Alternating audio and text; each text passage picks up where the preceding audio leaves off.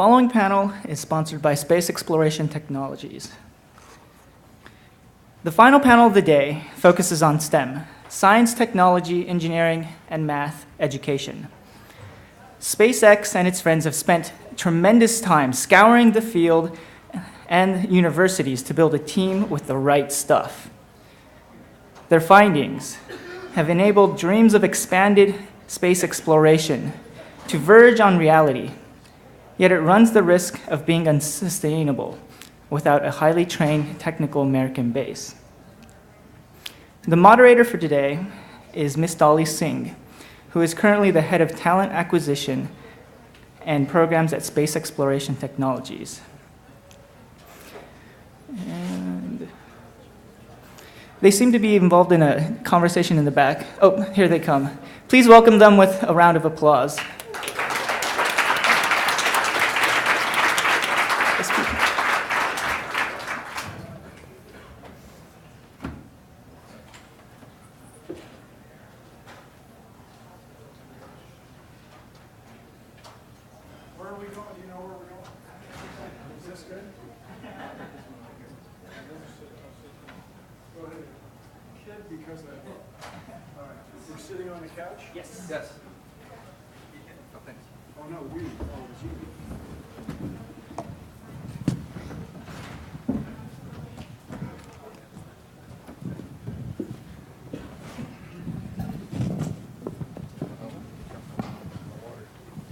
Do we like?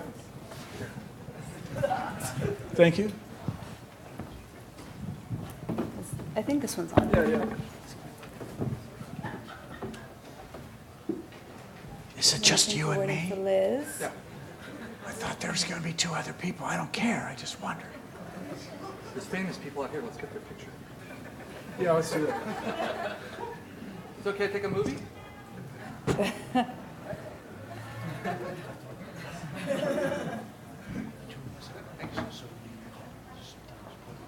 I'm going to start with a still photo. And there's a camera, there's a picture of a guy taking a picture.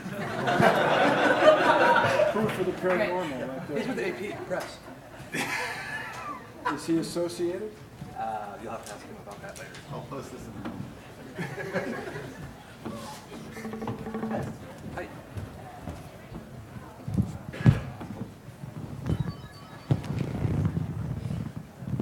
Hi, Dolly. Hi, Bill. She's working. Got to tweet that. Hey, let's do the 3D thing. You know, where me and you Oh, wow, dude. It's like so out there. So are you ready to go? We are ready to go. 'Cause Thank I'd you guys tweet for this coming. photo if we weren't ready. Tweet it. I think you should tweet the photo first. Absolutely. I need to adjust the speed of light slightly. Should I stand back? No, we do it all the time, actually. Okay. Slowing down is no problem when it comes to this. Slowing the speed of light down is no problem. It's speeding it up that seems to be, so far. Is this rumbling? Is that? It's just an earthquake. It's nothing to worry about.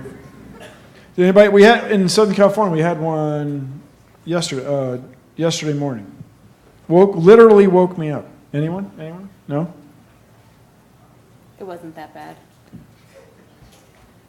Well, the word bad, I mean, they happen. Why don't they do something about that?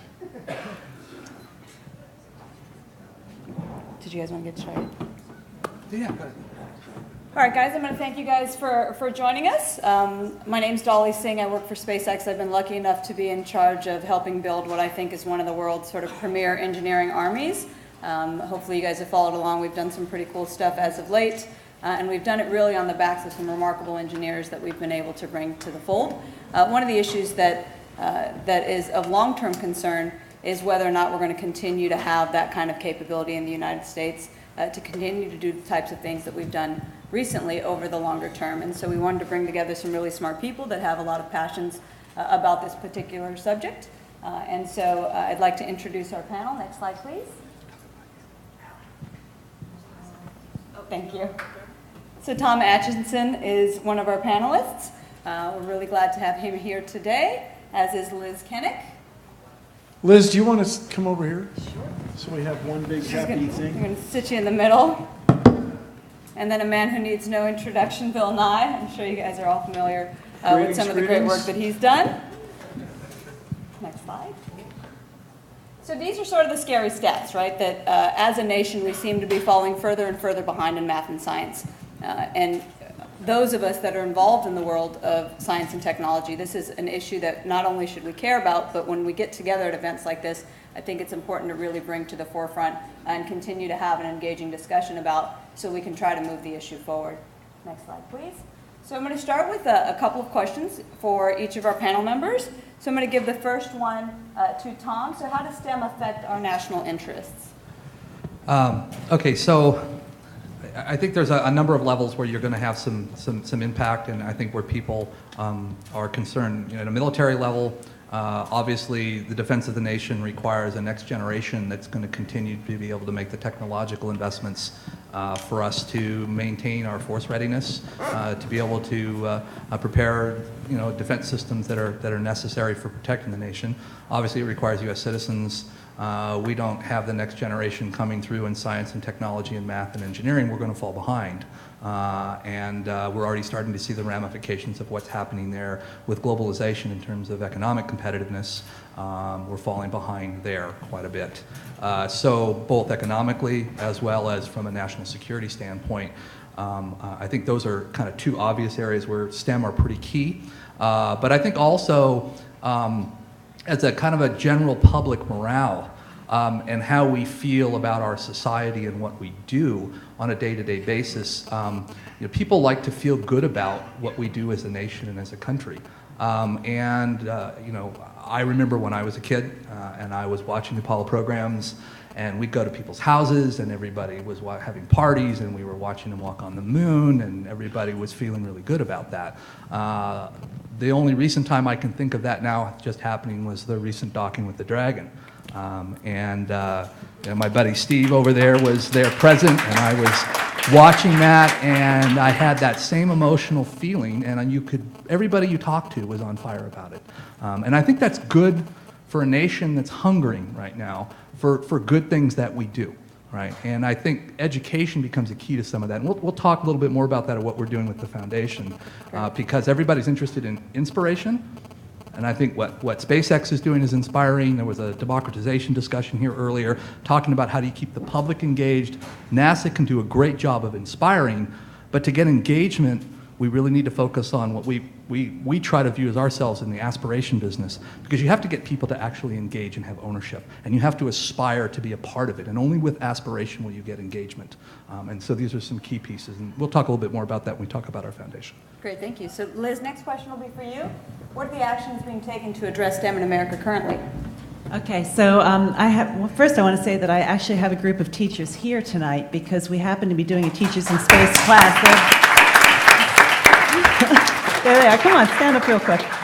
These are high school STEM teachers. They teach science, technology, engineering, and math, and they're here this week taking a workshop on flight experiments. And so what these teachers are doing this week is they have been building experiments with data sensors that they're going to fly on a weather balloon, which will be filled with hydrogen. They're going to fly that on Friday, and they have already been through a NASA flight readiness review of the payload and the balloon and the way that they're going to fill it, track it, and retrieve it. Today, they flew some of those same data sensors on a Zeppelin, and they are also competing to send one of their experiments to the International Space Station at the end of the year.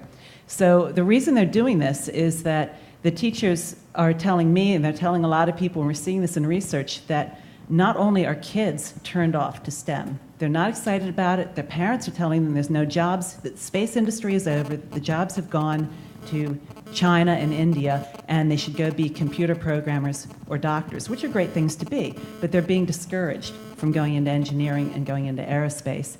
And the teachers are telling me that they're also very discouraged because they have to spend all their time testing. Testing is required at the state level, and they're not allowed to teach. Even if they learn how to build these experiments, it's going to be difficult for them to take this back to the classroom. However, there are two positive things coming. There is a change to the curriculum where the curriculum is going to be allowed to go deeper, and that's going to start happening in about 2013. The teachers are already starting to learn the new curriculum. And the other thing that's happening is there's going to be an engineering track added from kindergarten all the way through 12th grade. So that's exciting. So these are two things that are good, but it's really, really, really important that we find a way to de-emphasize and take out some of the incredibly consistent, just constant standardized testing and let these teachers get more into real science and stuff that the kids can do, that they can experiment and explore and be curious and learn. And just to follow up on that. Just to briefly follow up on that, one of the things that SpaceX looks for, and you guys will hear about this in our info session that's following up, is really not just engineering in the mind, right, where you understand the theory and you've read all the textbooks, but have you actually ever built something and made it work? So I think there's really inherent value in allowing students from the very early ages all the way up through university to actually build and design real things. And that is something that we as a nation do less and less. We don't manufacture most of our own goods anymore, and there's a it's a really slippery slope when you get into that trend. So thank you for the work that the teachers are doing. It's really great to hear. Next question will be for Bill. What are the issues with our current approaches to handle these challenges at a national level? There are no issues. Everything's fine. Yeah. No, I'd say two things. First of all, the idea of No Child Left Behind was reasonable. This is to say, you would have tests that everybody would agree to. In my era, we use the expression learning objectives. These would be things that you could test, you could agree that were worth learning. And so that seemed like a great idea, but what got carried away, where the test became the most important thing without the excitement, the PB&J, the passion, beauty, and joy of science. So how many people, how many people have a favorite teacher? How many people have more than one favorite teacher? How many people have three? Yeah. A few, yeah. So what was it about, how many people did not have a favorite teacher? Yeah, okay, and they're not here, so yeah.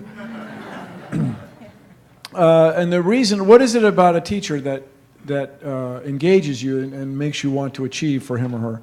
And it's his or her passion. That's the key, I believe, is the key.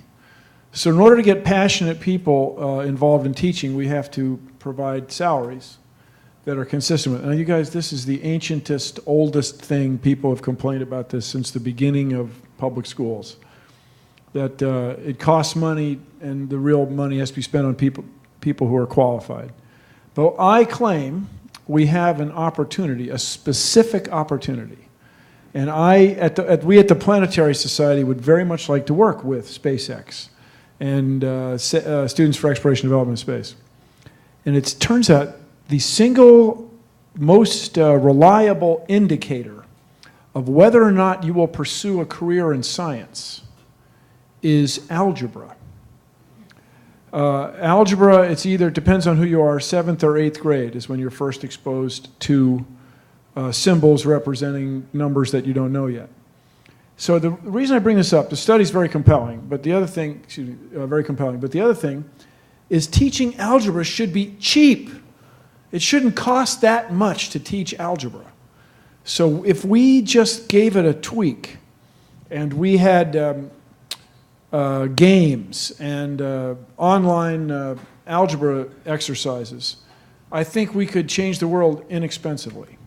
So those are, one is a big intractable problem, getting school districts to support teacher salaries, getting people to go into teaching instead of fabulous engineering jobs at rocket companies, and then, or in addition to that, before they go to the rocket company.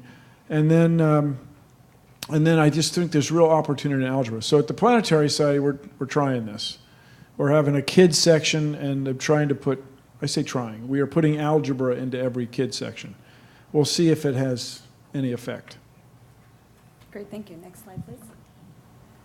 So we're actually going to give each of the panelists an opportunity to talk a little bit about their organizations, and then we'll run into questions. So why don't you start off, Mr. Atchison? Okay. All right, great.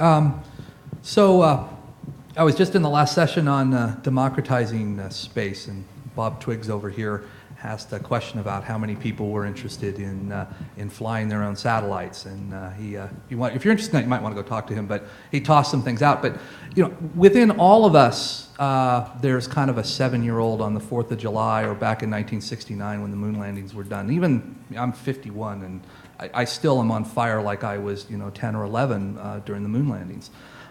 There's a real passion, and there's an inspiration and a drive in us about the wonders of this last frontier. And that inspiration can be connected into engagement in a natural kind of exercise, whether you're 51 or whether you're a middle school kid who's just learned the scientific method.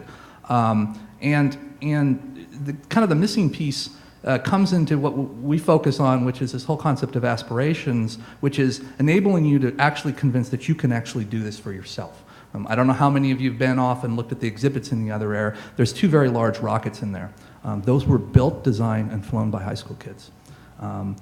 Kids can do remarkable things given the opportunity, but to enable that, while education is important, and educators are something we vastly need to invest more into, we also need mentors and mentorship. And through mentorship, you can enable aspirations, and once you ignite that in the next generation, it's unstoppable. We saw it in the personal computer industry, we saw it in the internet industry, and that's what our foundation is about. We're focused on both trying to increase and accelerate the number of kids at the middle school and high school by doing things, right? By physically doing things with mentors and support, and not big things that they can brag about amongst their social peers. The social power, particularly for middle school and high school kids, is unstoppable. They're looking at what groups, what peers they're going to associate with, and if you can tap into that and engage that with a way for them to raise themselves socially amongst their peers, you have got an incredible force to be able to deal with some of these same national security issues and economic issues that we want to deal with. And so all they need is support, infrastructure, mentoring, reference designs, and the teachers become facilitators in this, right? And it really also provides an interesting opportunity to revolutionize the educational environment. How many people have seen Khan Academy or have used Khan Academy and what they do? What Salman Khan is doing is just completely turning the educational process upside down.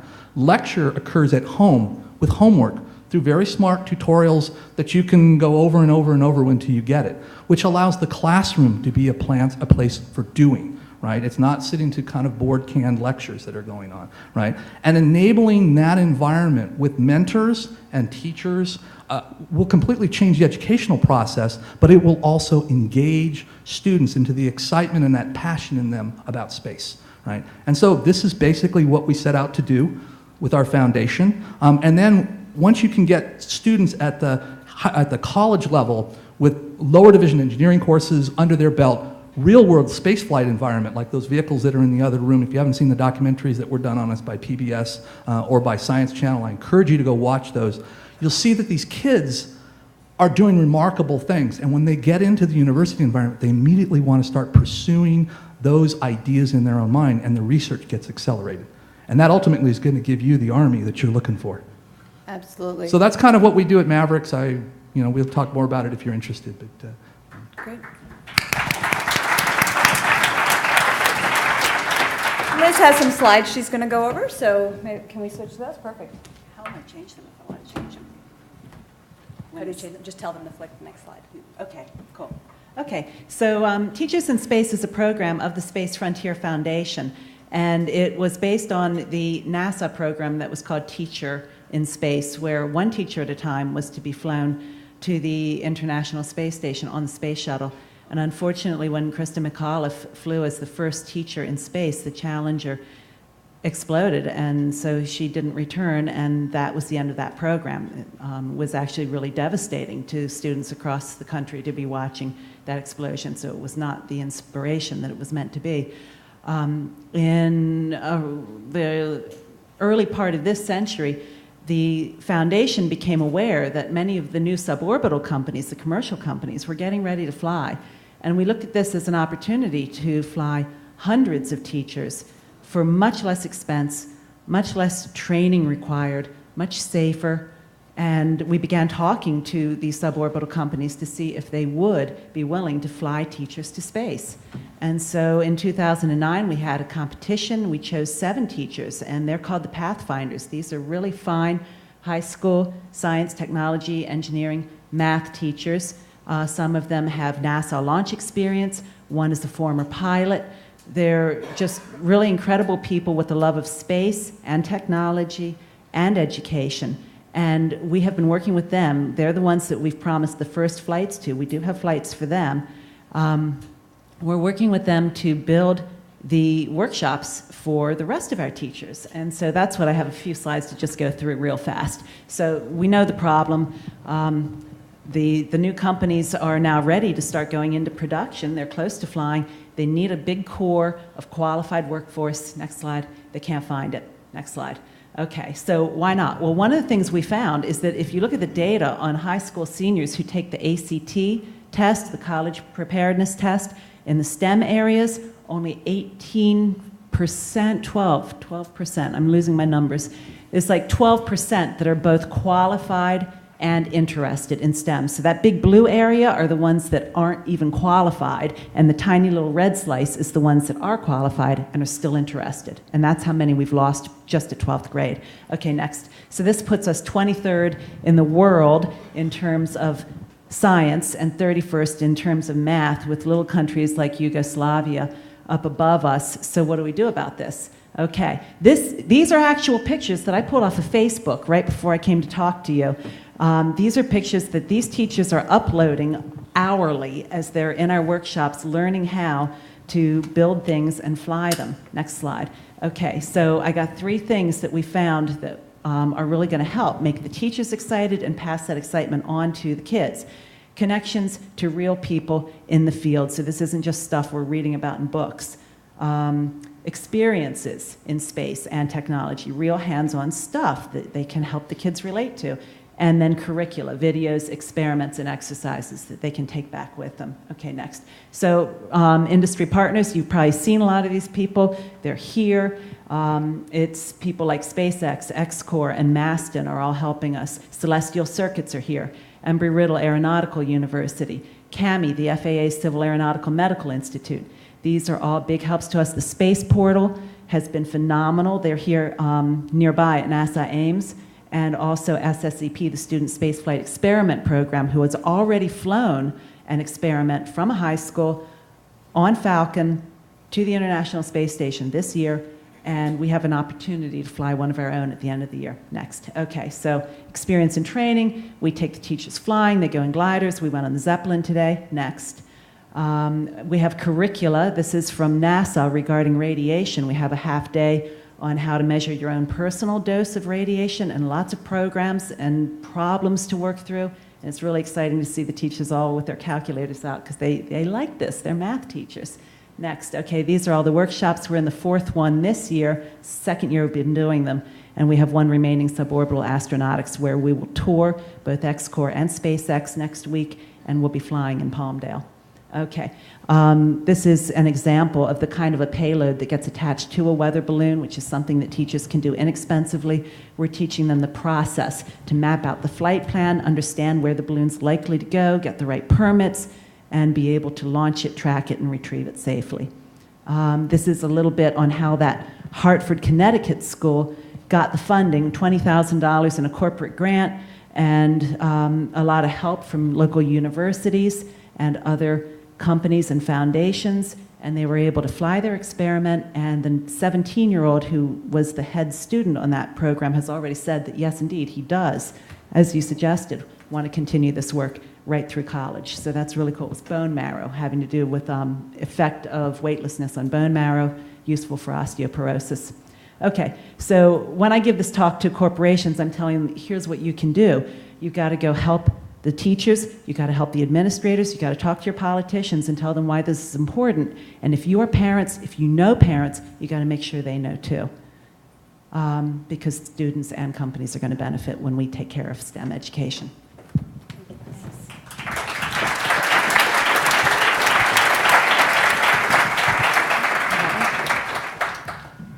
Bill, please. So I'm Bill Nye the Science Guy. You may have remembered the show. Once or twice. But thank you, thank you. But what you may not be aware of, I have taken a day job. And for those of you that have one, I really don't know how you do it. It just cuts into your time like nothing else.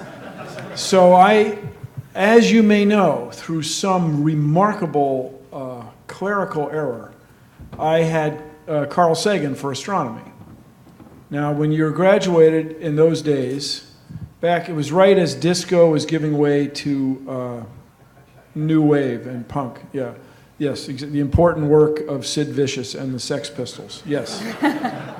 Carl Sagan and two other guys, Bruce Murray, who was the head of JPL at that time during the hey days, Voyager and Viking, and then Lou Friedman, who was a NASA manager, started this thing called the Planetary Society. So I have been a member of the Planetary Society, got on the direct mail paper postal mailing list in 1980, and so I've been a member all this time. Then I was asked to speak at Professor Sagan's memorial service. Then I was asked to be on the board. Then I left the room. I was vice president. And then we went out to dinner, and there was wine and something, and now I'm the CEO.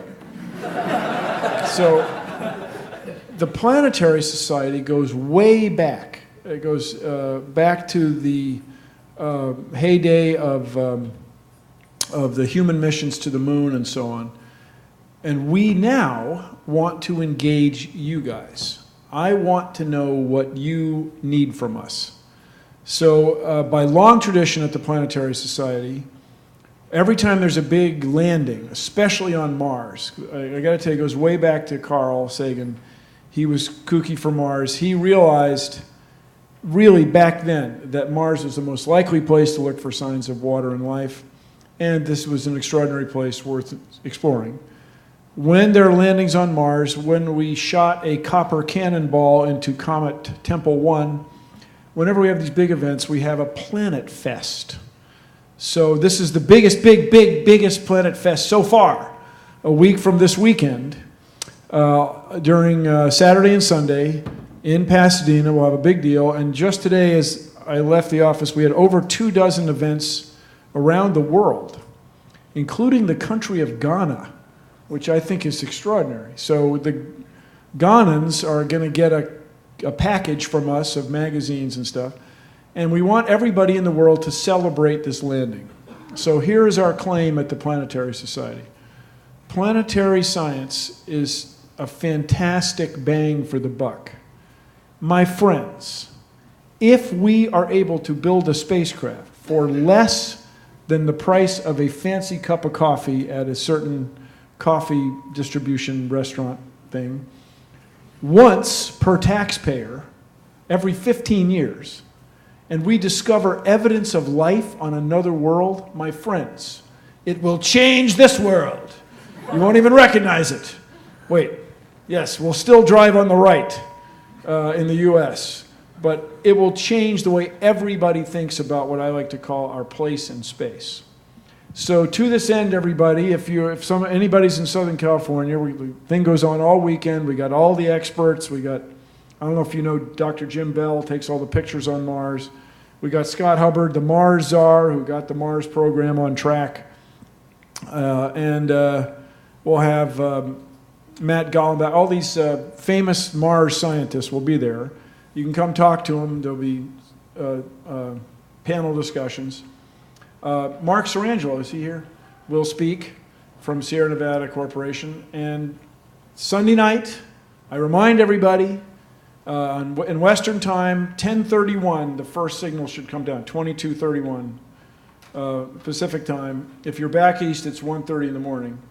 And my friends, I'll just tell you, every time they do this, and I say they, our colleagues at JPL, they say, oh, nothing's going to happen. You're not going to see anything. Don't worry about it. There'll just be a beep. But every time they get a cool picture in the first half hour. So it really is something, you guys. I just want to remind you that the Planetary Society really explores planets. And I'll just finish with this, and then I'd like to, when we get around to it, hear from you guys. But I just remind you, when I went to the World's Fair as a young man in 1965, there were 3 billion people in the world, and rounding to one digit, there were 300 parts per million of carbon dioxide in the Earth's atmosphere, rounding to one digit. Now, when the Planetary Society was started, it was about 340 parts per million. Now, we're well over 390. In some parts of the world, it's 398, I believe. It's over 395 parts per million. And then instead of being 3 billion people, there are 7 billion people. So that is changing our world. And whatever we do in space, whatever we do in planetary exploration, and especially the discoveries that go way back where you compare the climate of Mars with the climate of Venus with the climate of the Earth, we have to be part of it. Space exploration has to be part of understanding the Earth. And so to that end, I really want to know what we can do for you at the Planetary Society. Thank you. It's so nice. Thank you. So I know we have both the local audience here as well as an online audience, so we'd love to start taking some questions. We've got folks with mics around. Can we start over there?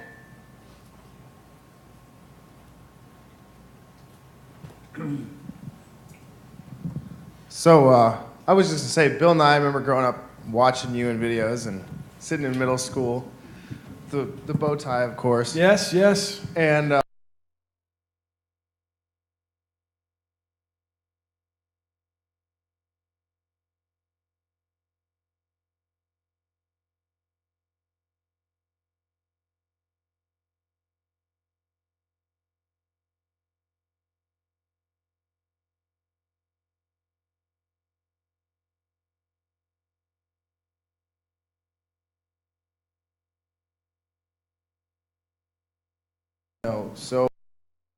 but it wasn't accessible. Like, I didn't have, I couldn't just go down to Lockheed Martin or Boeing and check out their labs. I mean, I know that would have been way cool, but, and I wanted to do this stuff and getting hands-on, and even in high school and even in college, I would love to just be able to engulf myself, I guess, Well, so how do you feel about what's available on the web?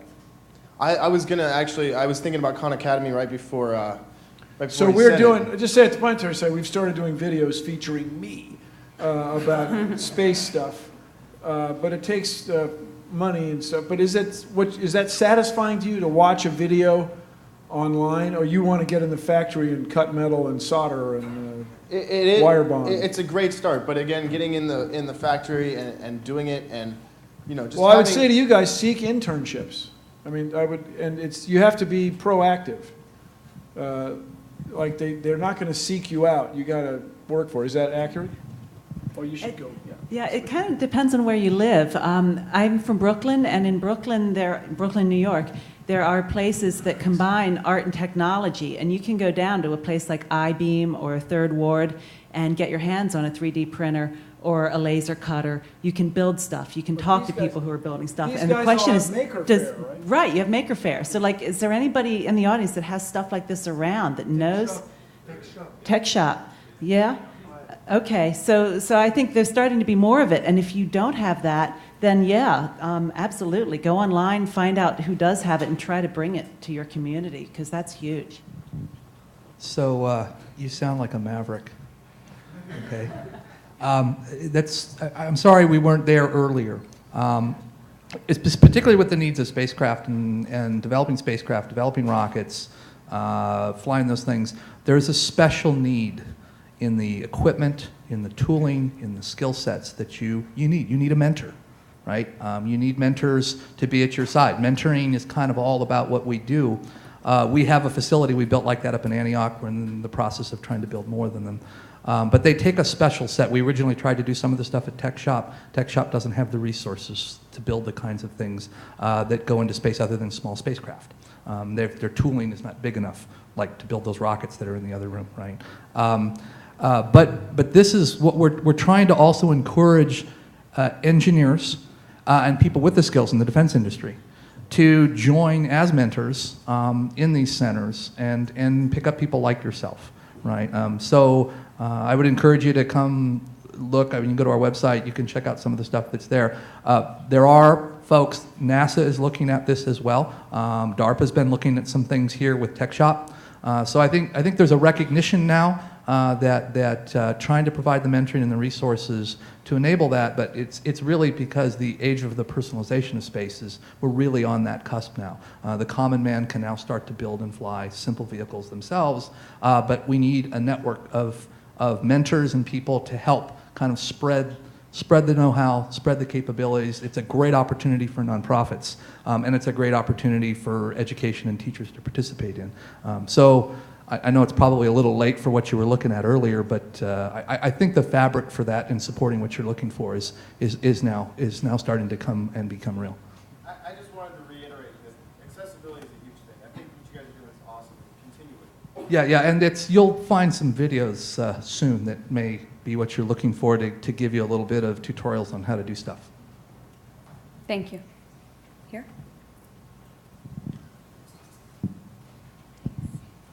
Hi, I'm also a product of Bill Nye in the Classroom, so I followed science through graduate school and kind of veered off into science journalism. And one of the biggest hurdles I was trying to jump over was just this kind of wall of science illiteracy that I kept hitting every time I tried to write for an adult general audience. And my professors, to get around this, kept telling me, oh, just treat your audience like a farm boy in Iowa, and then you'll be able to do it. And that was just deeply troubling for me. And we talked about this a little bit in the last panel, but I was wondering, what are your thoughts on how to address the problems of STEM education for an adult audience or for people who have left school, aside from just reaching parents? Liz, maybe you take that one? Yeah, that's a hard one, and I would say that I'm really happy to hear that your interest first was science, and then you've gone into journalism, because I think that is really important. The woman who has won our NewSpace Journalism Award and will be giving her award Saturday night, Carol Pinchevsky, writes for Forbes.com, SpaceFuture.com. She also wanted to be a scientist, went into journalism, and has an incredible ability to take technical things and make them seem fun and funny. And I think that that's something that Bill always did with, right? He's an example. So I think that it's more like, I would say, how would you explain it to a fifth grader? How would you take it to somebody who's intelligent but just doesn't know yet? And I think that we have a generation or two of adults now who are not necessarily extremely sophisticated in science unless they're in that 18%. It's not that they're dumb, they just don't know. And so you have to give it to them at a high level and then get into the details. No, what's the 18%? That 18% that are both qualified in STEM and still interested in 12th grade. Yeah. So I'll give you two pieces of advice as a writer. You know, I did okay as a writer. I mean, I was the head writer on the show. Discipline and vocabulary, as I call it, DIV, where you really have to go back and make sure you haven't introduced words that people might not know. Not that there isn't a great deal in words. I'm kooky for words. And then the other thing is show, then tell. I mean, these are easy things to say, but quite difficult to do. But the idea that it can't be done holds a lot of people back when it comes to writing. And by the way, the farm boy in Iowa, my friends, operates so much technology in the modern world. I mean, I know what you mean. And I will remind everybody, when you're talking about Iowa, 99% of the world's popcorn, not just the U.S. popcorn, the world's popcorn. So do not be I'm just saying. So show, then tell, discipline, and vocabulary, and you can do it. You can do it. Maybe here? Somebody have a mic.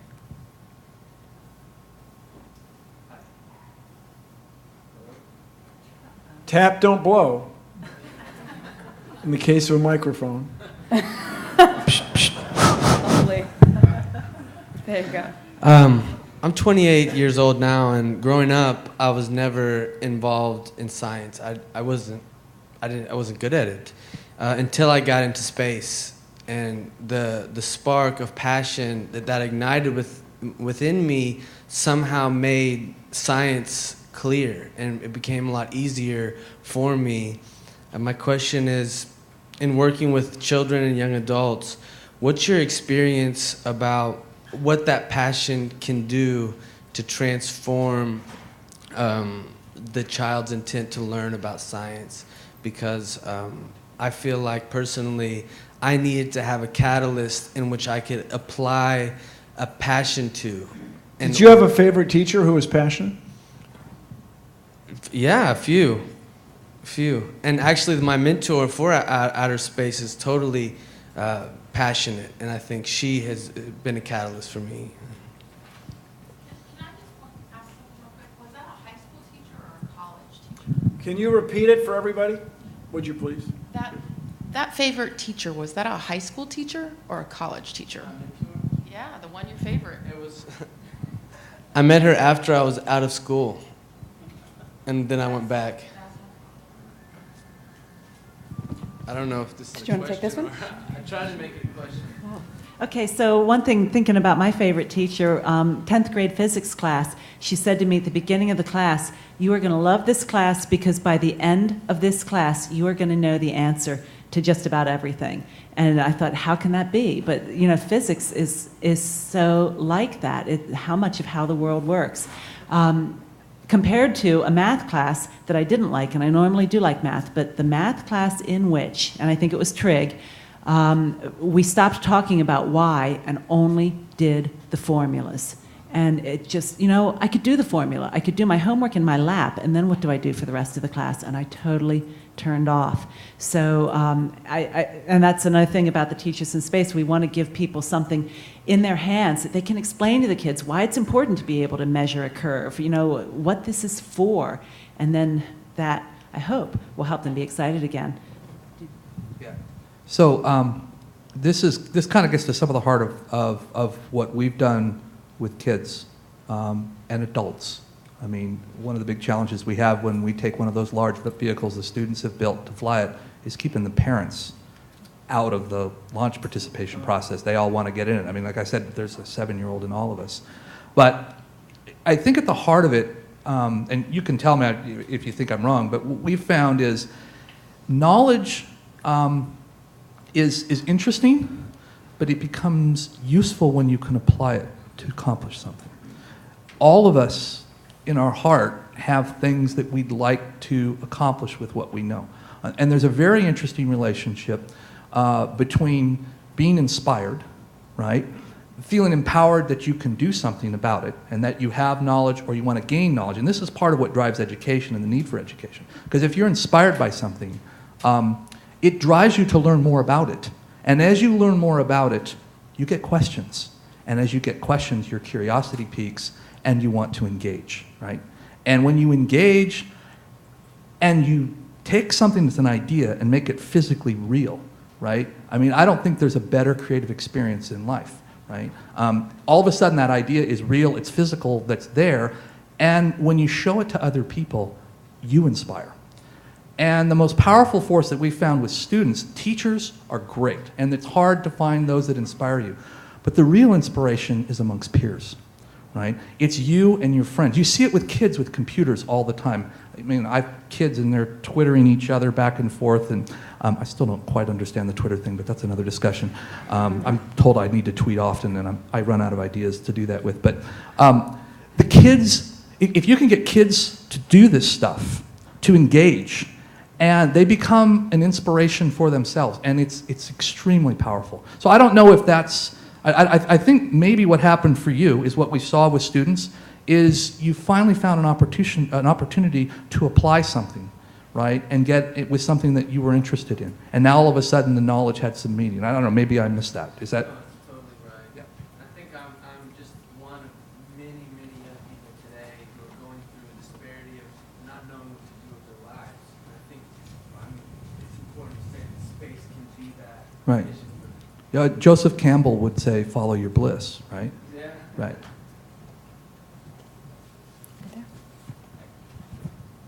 Hi, I kind of want to build on the engagement factor, what you were just saying.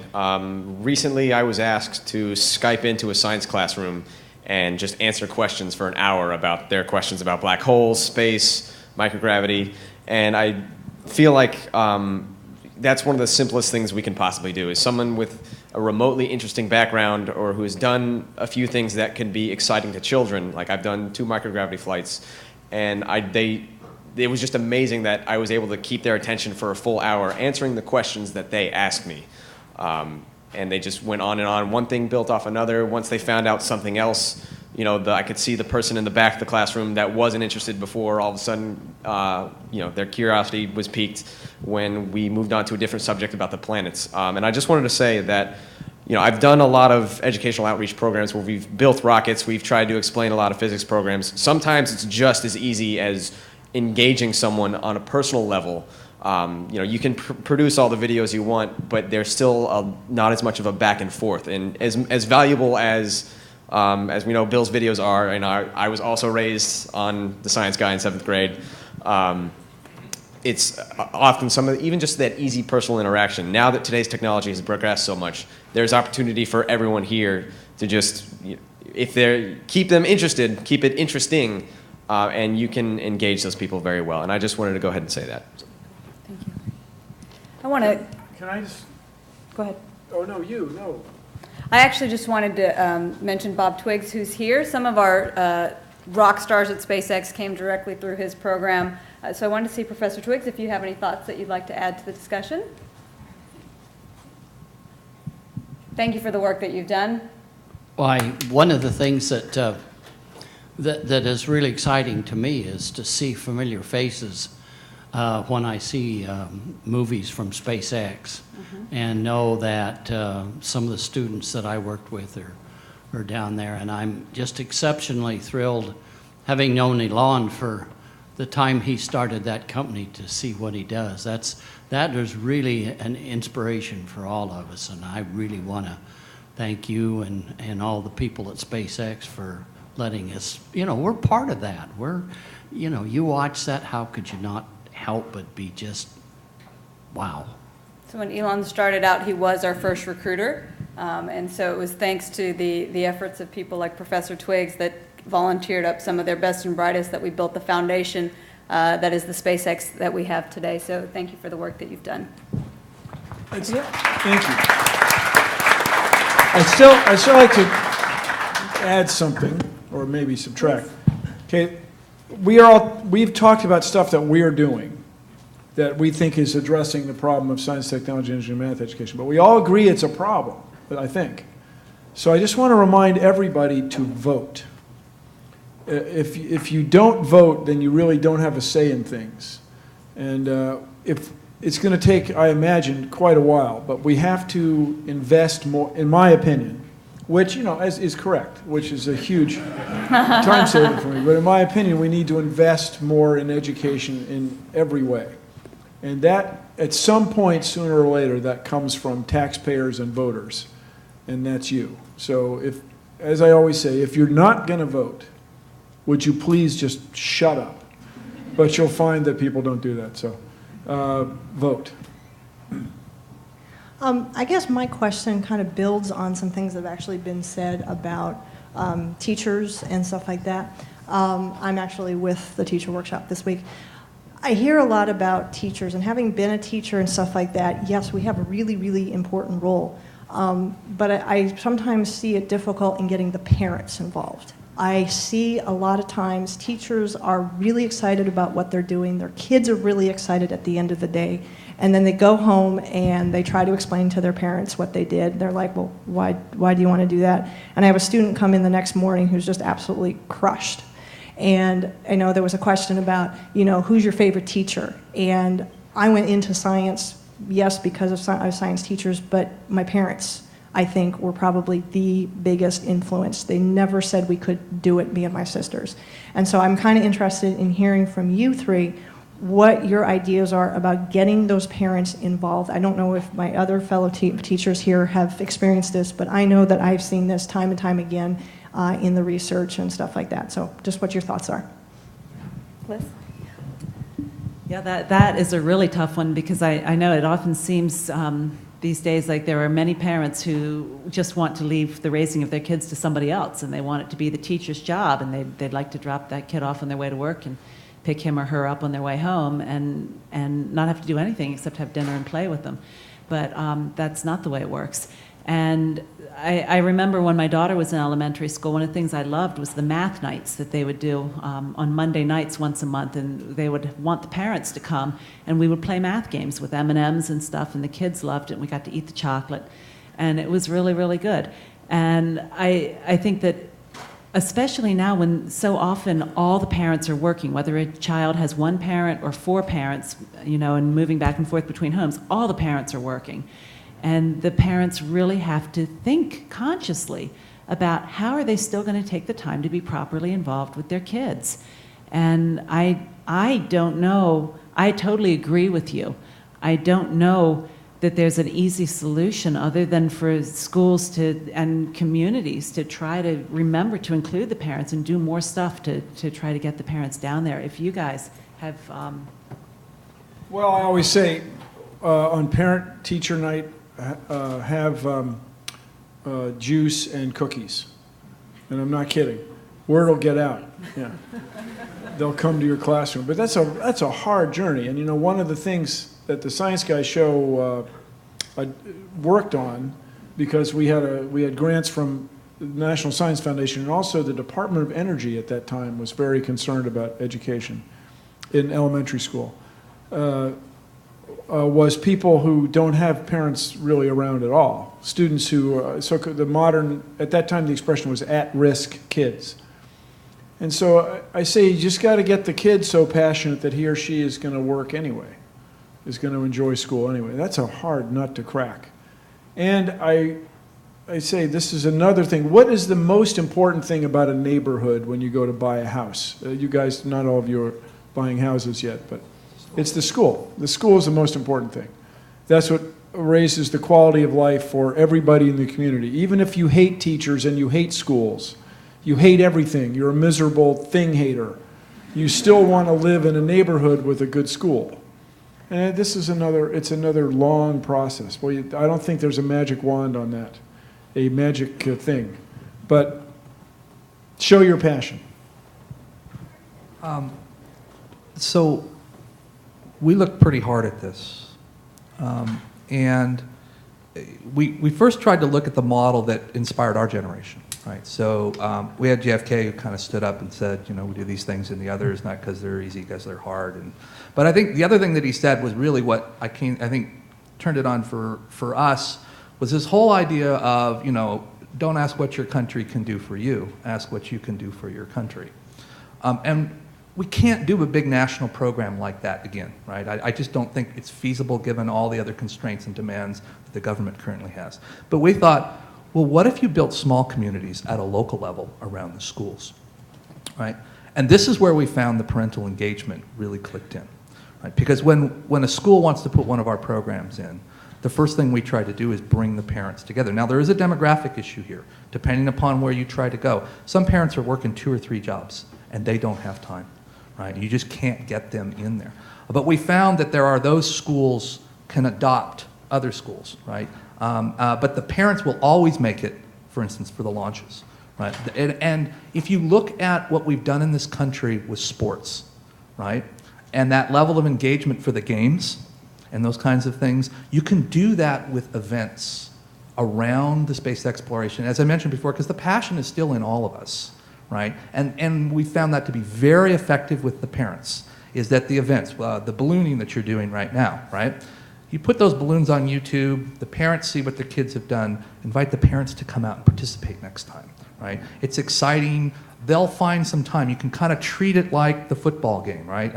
This was one of the big aha moments for me when I was frustrated with my own kids, and part of what drove me to start the Mavericks organization that we did was I was sitting around looking at our culture and the praise and the involvement in sports And I said, why don't we have the same movement and initiatives with regard to STEM? Huh? I've been saying this, and Yeah. I'd like to shake your hand. Yeah, and I got frustrated, and I called congressmen and all that kind of stuff, and I got the usual results. And then it was like, look, if you want to change the world like this, get off your duff and do it, right? And so that's kind of how it got started. I got into the schools, and then I started to educate myself on the issues, and it's like, okay, this is going to be really, it's going to take some effort and time. But getting parents engaged, I think, has to be done at a local community level, right? But every local community would love to have their own little space program, right? And there was a discussion about writing, right? One of the things we do with our teams, every one of our launch teams that build these vehicles and fly them, we also include a media team,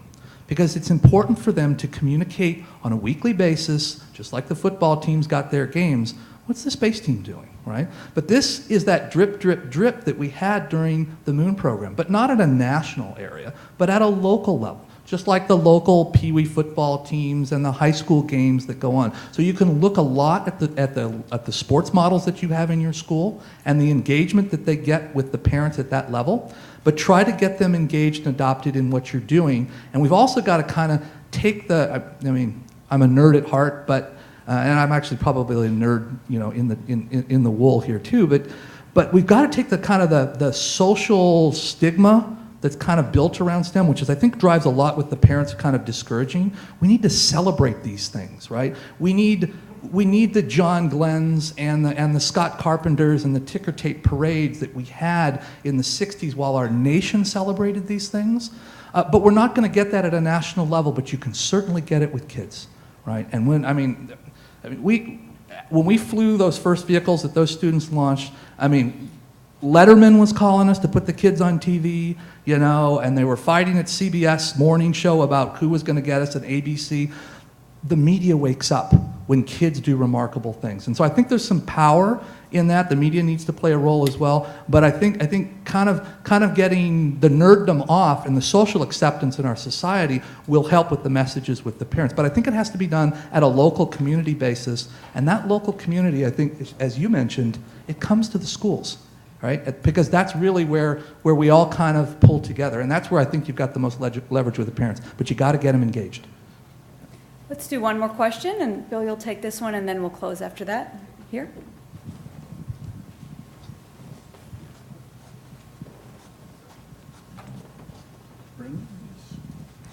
Hi, my name is Ty Traps, and I'm a summer intern at NASA Ames Academy. I'm studying computer science in school, about to finish my degree this coming spring, 2013. And my question is just hearing how there's a very small percentage of interest and also proficiency in the STEM fields. I feel that that number is even smaller within minority groups and even within women. I was wondering, what are some things that can be done to increase those numbers, and if the programs that you guys already have started, if you have seen an increase in interest from minorities and women? Well, let me start by reminding everybody, the #1 sitcom right now is The Big Bang Theory, celebrating the nerdiest of nerd. I mean, my goodness. So I'll claim this is evidence of a shift. But about when you want to get women involved, which is a huge problem, it's just a long journey. This is once again where if you want to, the most important thing we can do in the world is raise the standard of living of women. And what I say all the time, your physics teacher told you that you're going to learn how the whole world works, right? Anybody, all science is physics, the rest is stamp collecting? Anybody remember that? Yeah. Just putting labels on things, collecting facts, yeah.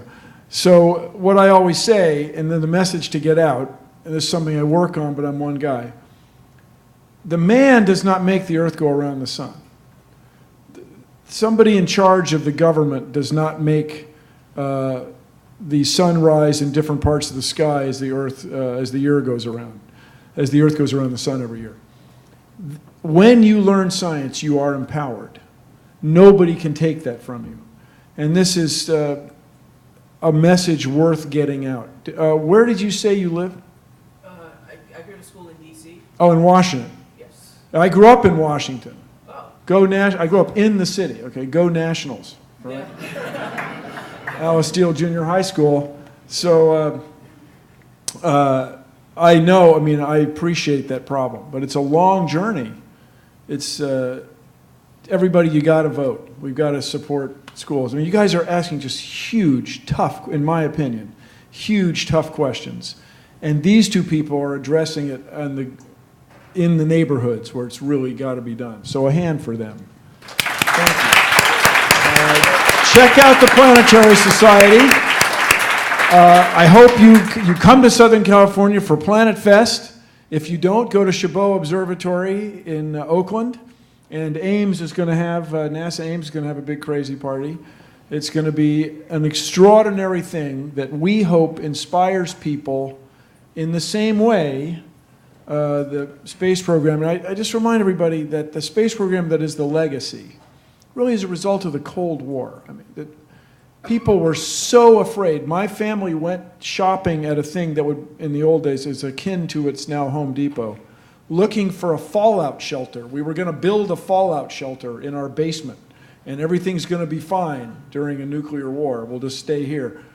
People were so afraid, and then the moon got declared to be sort of the ultimate high ground, and as a result, we have this fantastic spacefaring capability in countries all around the world. But what we're left with is this extraordinary thing. Whenever you go out in space exploring, whenever you explore anything, two things are going to happen. You're going to make discoveries, and you're going to have an adventure. So to everybody who's at this conference, you are part of the next human adventure. This is, I think, this is not an extraordinary claim.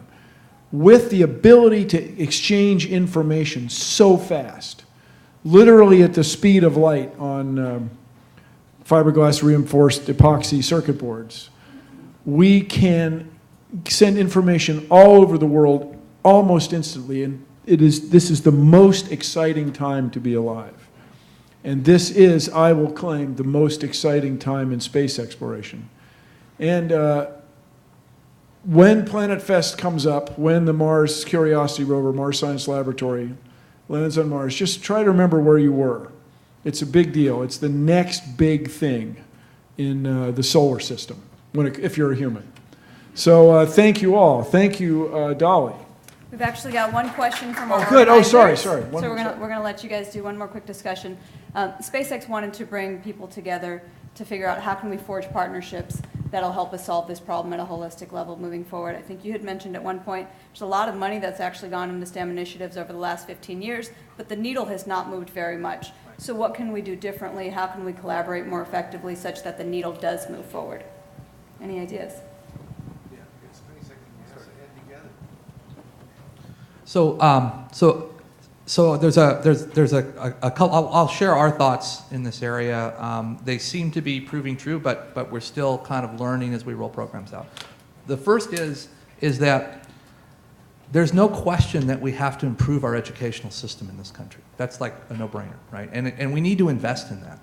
But when it comes to STEM builds on education, right? And a lot of what's going on in funding STEM today is just trying to fix basic education in science and math, right? We need to accelerate engineering into the middle school and the high school levels, right? And we need to give more hands-on capability with technology. A lot of schools, we used to have like auto shop was the big thing, right? Steve Jobs went to my high school. We had auto shop, we had electrical, basically an electrical club. You know, this is where we were making blue boxes and making prank phone calls to the Pope and all this stuff. But the thing is that those kind of more viewed as remedial auto shop type skills, we need the equivalent of a space auto shop program, right? In the high schools, we need tooling and capabilities at a local level with support for the teachers there. We need to do next generation manufacturing technologies. These are some things I've had discussions with DARPA about, right? We've outsourced our supply chain to China. We could bring all the jobs home. We still can't build the stuff here anymore, right? And we need to accelerate those kinds of things.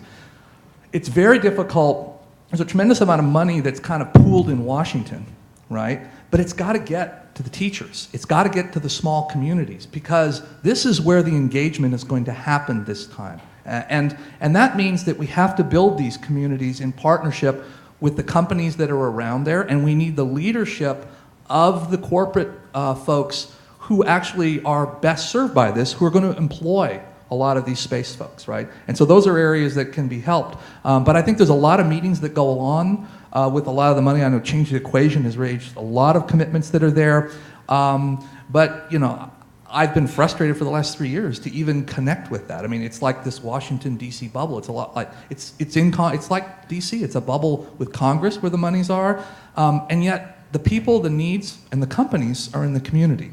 And I think that we have to act. We can't sit and look for something magic to happen at DC. It's important, it would be great to happen, but I think we locally have to stand up and do this ourselves. Great, thank you.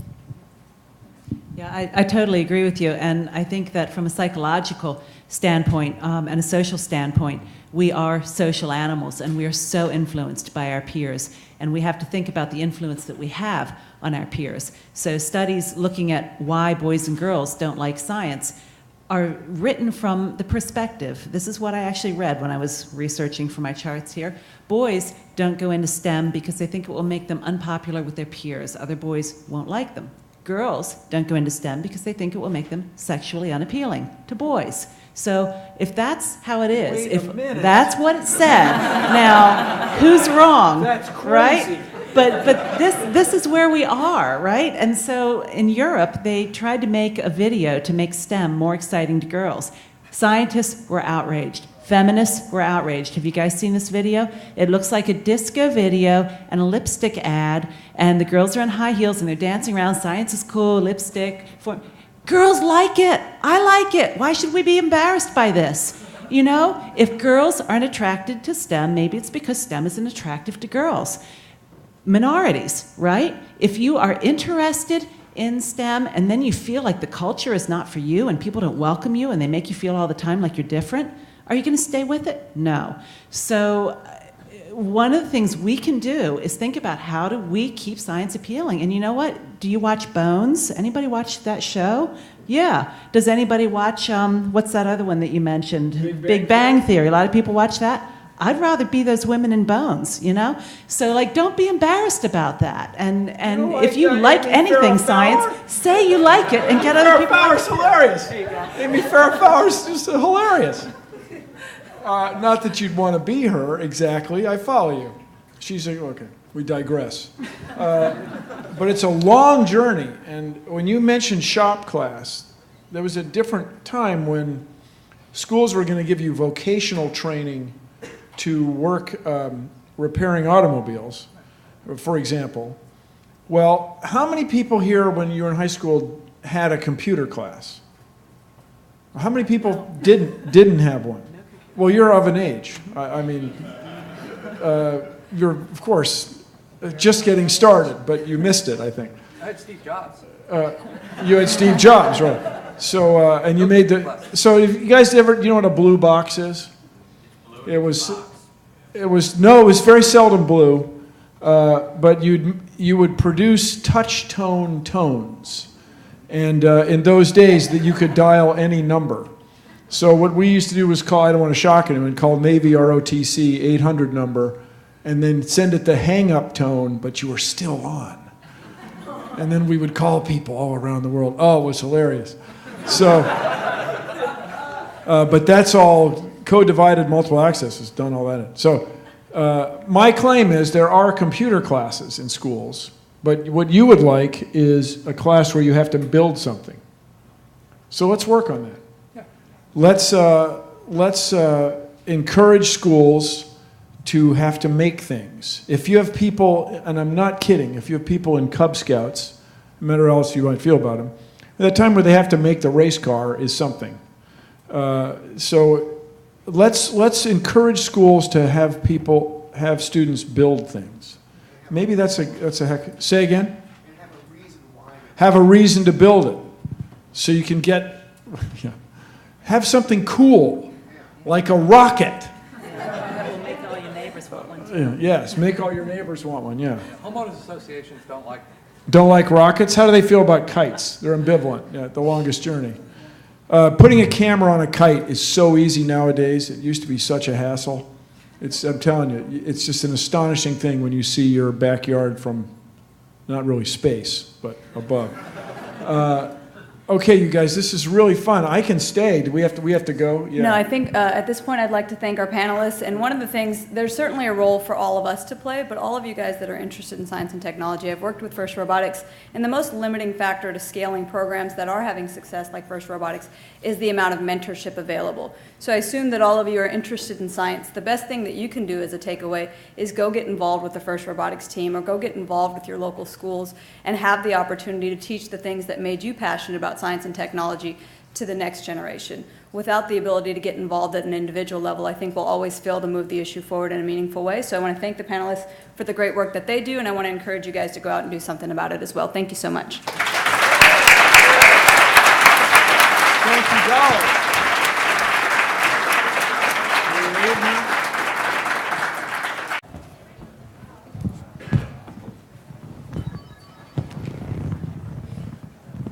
Hi, Dolly. Hi, Bill. She's working. Got to tweet that. Yeah, let's do the 3D thing, where me and you Oh, wow, dude. It's like so out there. So are you ready to go? We are ready to go. 'Cause Thank I'd you guys tweet for this coming. photo if we weren't ready. Tweet it. I think you should tweet the photo first. Absolutely. I need to adjust the speed of light slightly. Should I stand back? No, we do it all the time, actually. Okay. Slowing down is no problem when it comes to this. Slowing the speed of light down is no problem. It's speeding it up that seems to be so far. Is this rumbling? It's just an earthquake. It's nothing to worry about. Did anybody? We had in Southern California. We had one yesterday morning. Literally woke me up. Anyone? Anyone? No? It wasn't that bad. Well, the word bad, I mean, they happen. Why don't they do something about that? Did you guys want to get started? Yeah, go ahead. All right, guys, I'm going to thank you guys for joining us. My name's Dolly Singh. I work for SpaceX. I've been lucky enough to be in charge of helping build what I think is one of the world's sort of premier engineering armies. Hopefully you guys have followed along. We've done some pretty cool stuff as of late, and we've done it really on the backs of some remarkable engineers that we've been able to bring to the fold.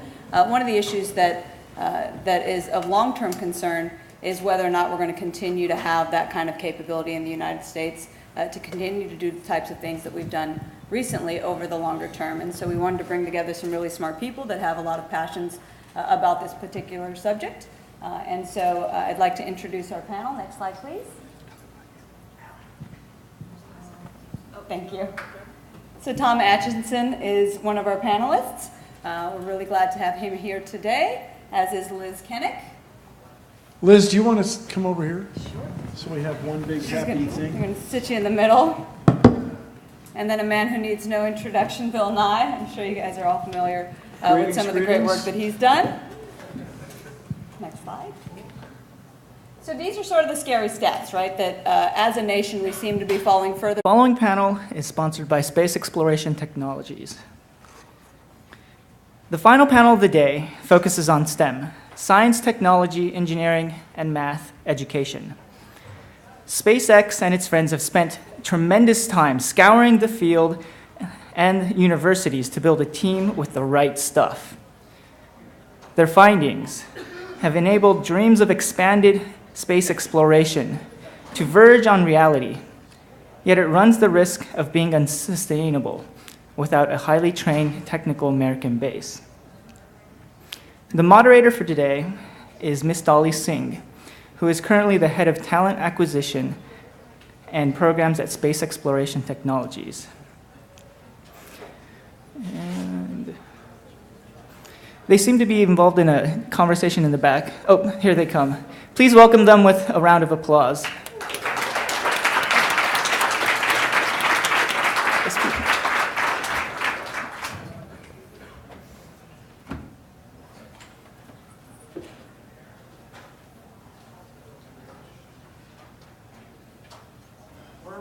know where we're going? Is this good? Go ahead. Kid, because all right. We're sitting on the couch? Yes. Yes. Oh, thanks. Oh, no, we. Oh, it's you.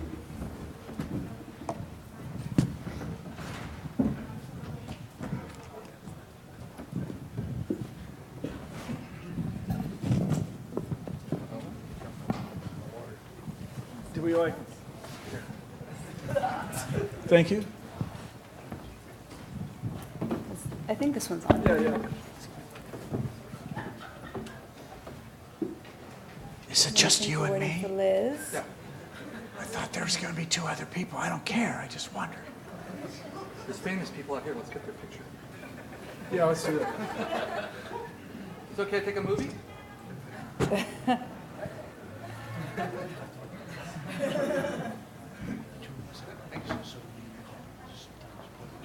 I'm going to start with a still photo. And there's a camera, there's a picture of a guy taking a picture. Proof of the paranormal right there. He's with the AP Press. Is he associated? You'll have to ask him about that later. I'll post this in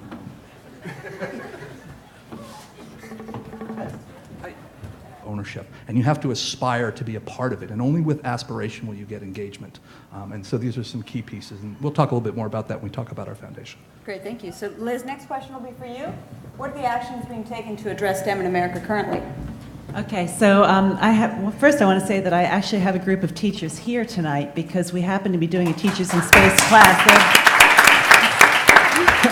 There they are. Come on, stand up real quick.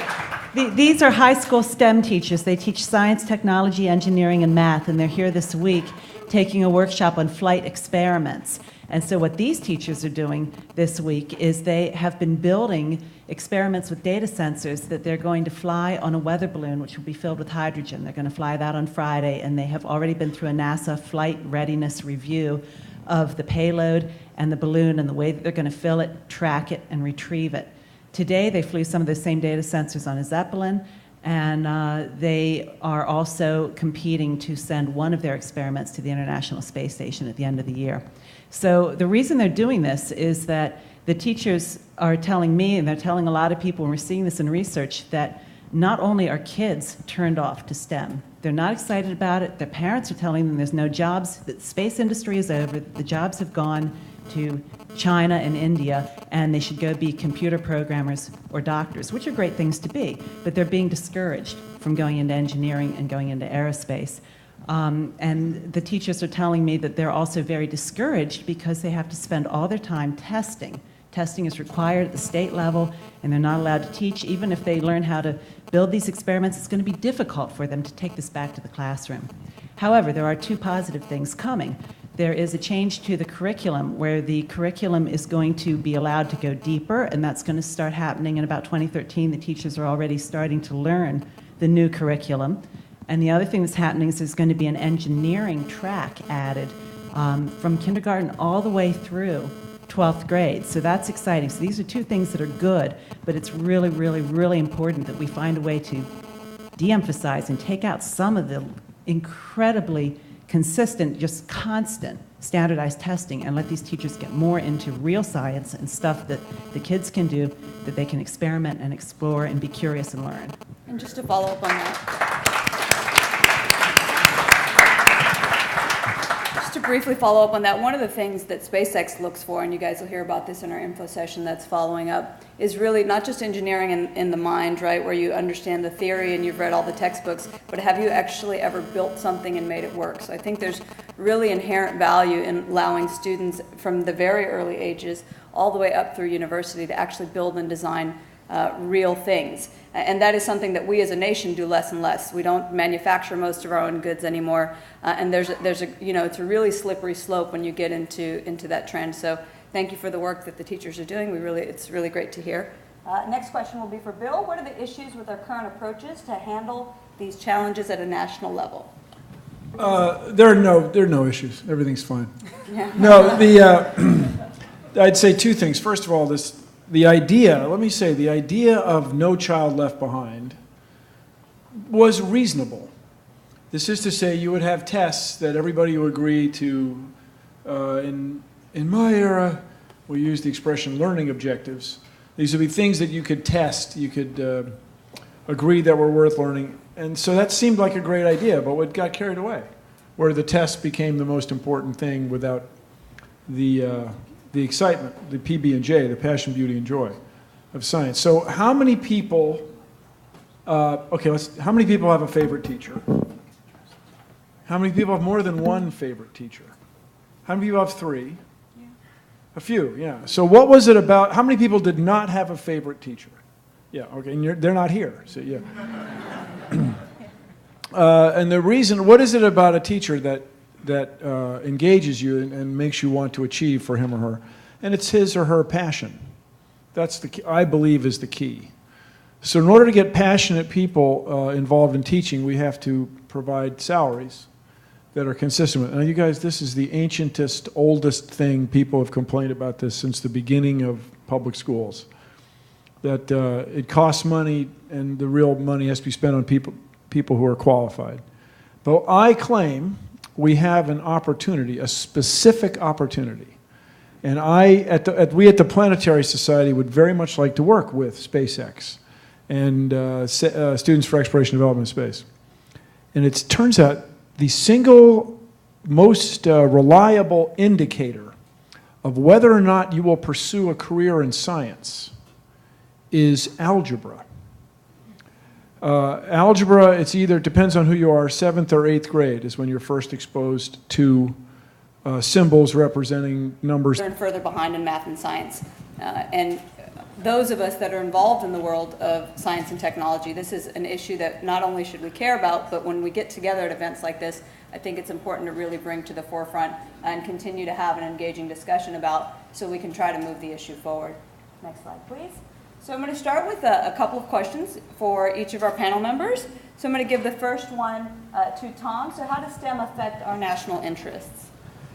Okay, so I think there's a number of levels where you're going to have some impact, and I think where people are concerned. At a military level, obviously the defense of the nation requires a next generation that's going to continue to be able to make the technological investments for us to maintain our force readiness, to be able to prepare defense systems that are necessary for protecting the nation. Obviously, it requires U.S. citizens. We don't have the next generation coming through in science and technology and math and engineering. We're going to fall behind. And we're already starting to see the ramifications of what's happening there with globalization in terms of economic competitiveness. We're falling behind there quite a bit. So both economically as well as from a national security standpoint, I think those are kind of two obvious areas where STEM are pretty key. But I think also as a kind of a general public morale and how we feel about our society and what we do on a day-to-day basis. People like to feel good about what we do as a nation and as a country.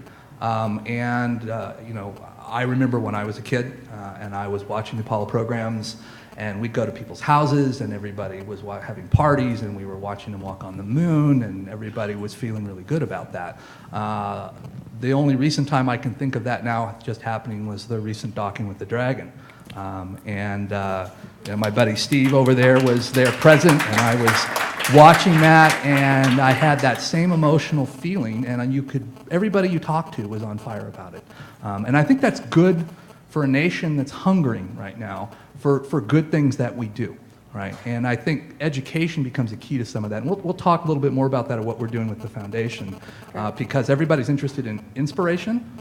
And I think what SpaceX is doing is inspiring. There was a democratization discussion here earlier talking about how do you keep the public engaged.